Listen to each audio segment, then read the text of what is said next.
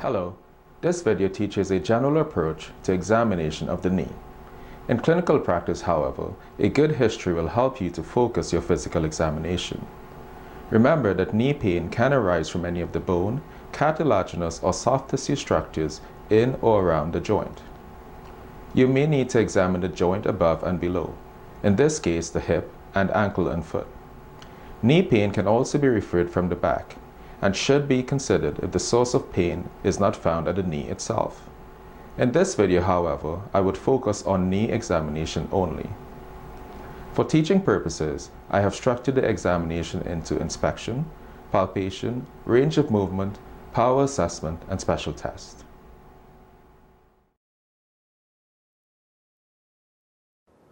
When asked to examine the back or any part of the lower limbs, always take note of the patient's gait.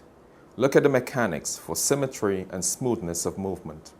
Take note of the patient's ability to turn quickly and smoothly. Note the stance phase, from heel strike to mid-stance to toe off. With an antalgic or painful gait, the patient limps and the stance phase is shortened on the affected side. Look at the swing phase and stride length.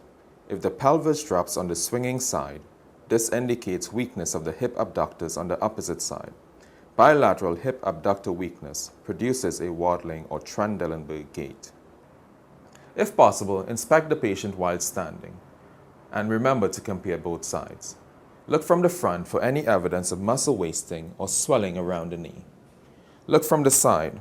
The patient should be able to stand with the knee fully extended at 180 degrees. Look for any hyperextension or genu recurvatum. More than 10 degrees is considered abnormal. Take note of any flexion deformity or genu procurvatum. This is always abnormal. Look from the back. Swelling within the popliteal fossa is often caused by a Baker's cyst. Take note of any deformity, such as genu varum or bow leg deformity, or genu valgum or knock knee deformity.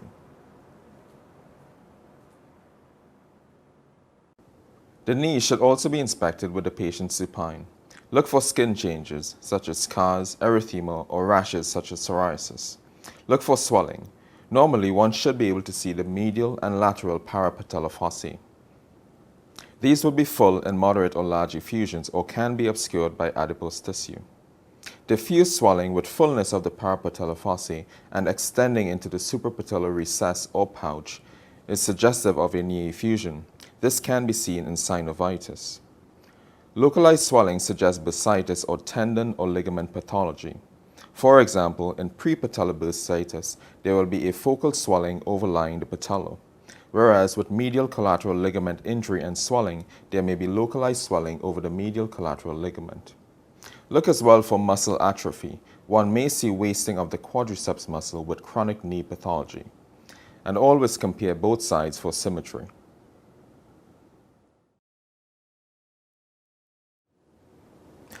An initial step in palpation is to check the joint to see if it is warm or hot. Usually, the knee is slightly cooler than the lower leg or the thigh, so it should feel warm, a bit cooler, and then warm. A hot joint, especially if it is swollen, may indicate inflammatory or septic arthritis.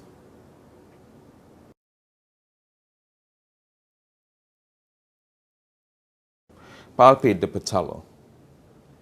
You can also feel the border and undersurface of the patella by tilting first to one side and palpating with your thumb, and then to the other and palpating with your fingers.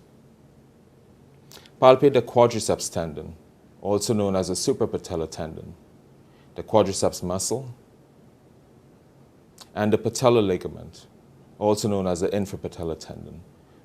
While palpating, look at the patient for any evidence of tenderness or any expression of pain. Palpate the tibial tubercle. This is the bony prominence on the anterior aspect of the tibia. Cup your hands around the knee and feel the popliteal fossa. Check for the popliteal pulse. Also check for any swelling which may indicate a Baker's cyst. The bony contours are best felt with the knee flexed at 90. Palpate the medial and lateral tibial plateau. Feel the medial and lateral joint line just above. Track your thumb along the joint line from anterior to posterior. Observe and ask the patient for tenderness.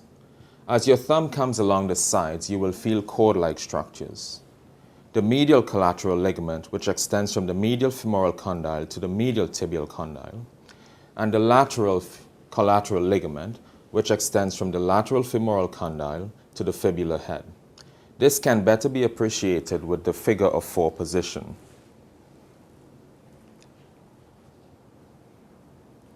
You should also feel for patella crepitus. This is done by placing one hand over the patella and passively flexing and extending the knee.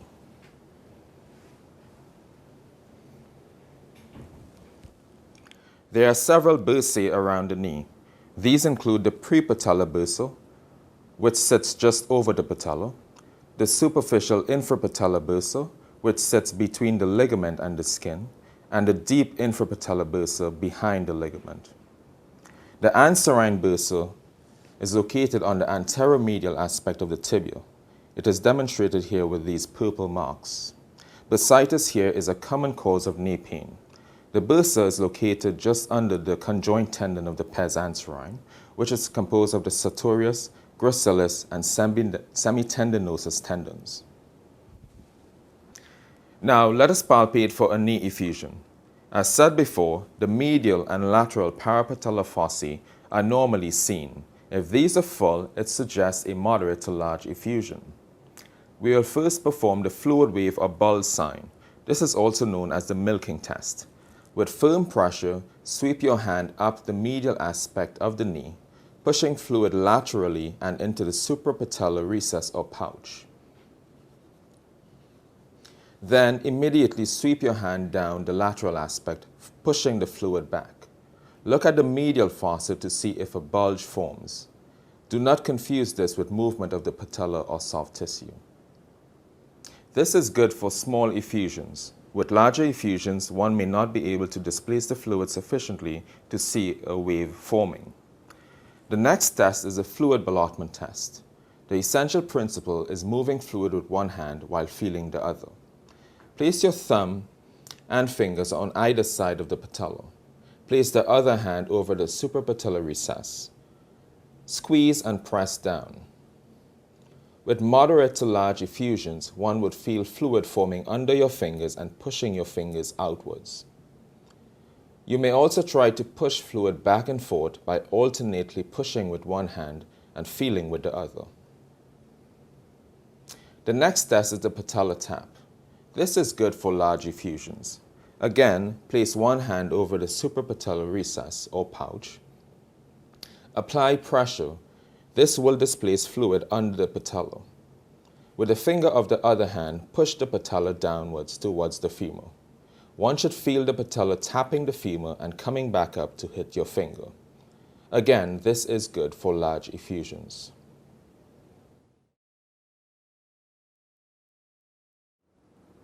Let us move on to range of movement. This can be done by first assessing active range of movement and then doing passive range of movement if active is limited. Assess flexion by having the patient bring the heel to the buttock. This is normally about 135 degrees. Assess extension by having the patient stretch the leg out flat. This should be 180 degrees. If the leg does not fully extend, this indicates a flexion contracture and this is abnormal. You can also assess for hyperextension at the knee by stabilizing the knee and pulling up on the lower leg. More than 10 degrees is considered abnormal. You can also assess for internal and external rotation of the tibia on the femur. This is done with the leg at 90 degrees. Have the patient point the toes in. This is internal rotation and normally about 30 degrees. Point the toes out. This is external rotation of the tibia on the femur and is normally about 20 degrees. This can also be done with the patient sitting and hanging the leg off the bed. Patellar movement can be assessed by pushing medially and laterally on the patella.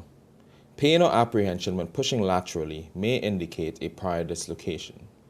You can also do the patellar compression test at this time if you suspect that pain is coming from the patellofemoral compartment.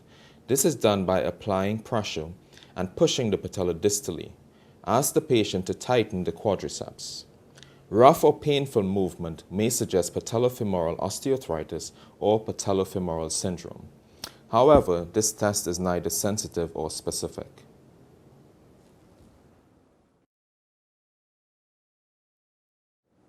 Let us look at power assessment. This is best done by resisted isometric testing. Get the patient to meet your resistance rather than you trying to meet theirs. We will first assess flexion. This is done by stabilizing the knee with one hand and pulling the leg out with the other. Don't let me pull your leg out. As you would notice, this is done with the knee at 90 degrees. We'll then assess extension. Don't let me push your leg in. Rotation of the tibia on the femur is not usually assessed.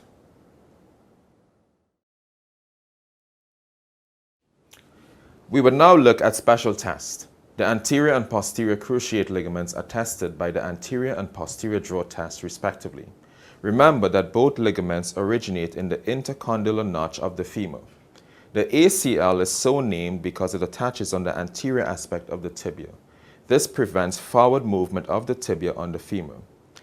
The PCL, highlighted here in green, attaches on the posterior aspect of the tibia. This prevents backward movement of the tibia on the femur. Compare both tibia. Sagging of one tibia behind the level of the other may indicate a PCL tear.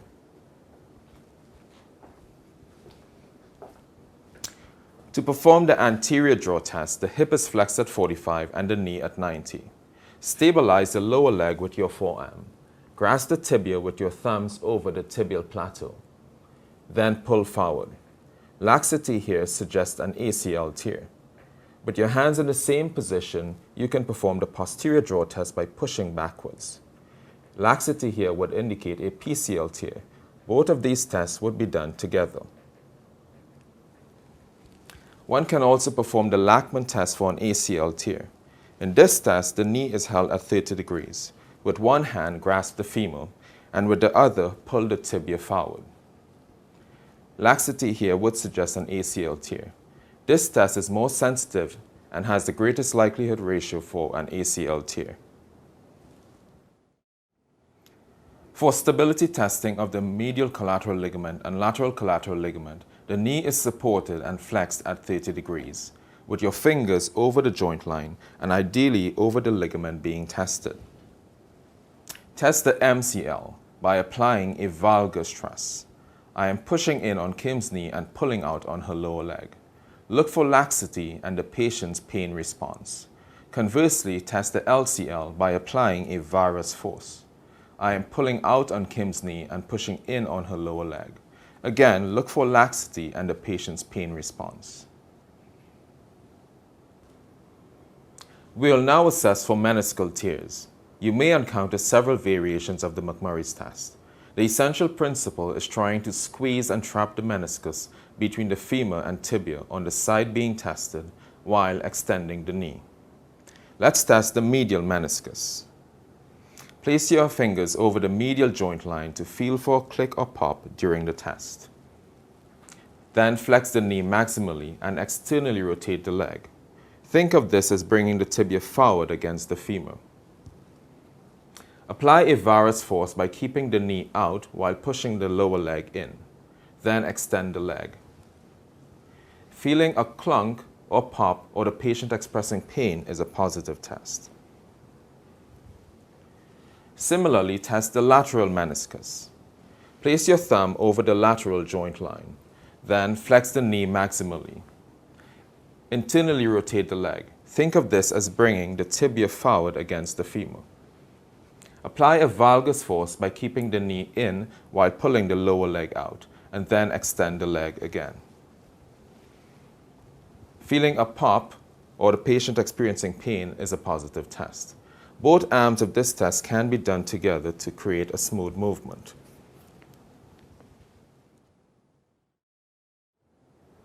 The menisci can also be tested by the Apley's compression or grinding test. This is the most specific test for meniscal injury. With the patient lying prone and the knee flexed at 90, apply downward pressure on the tibia and internally and externally rotate the tibia. You can apply a slight valgus force for testing the lateral meniscus and a slight varus force for testing the medial meniscus. Again, pain and popping or clicking is a positive test.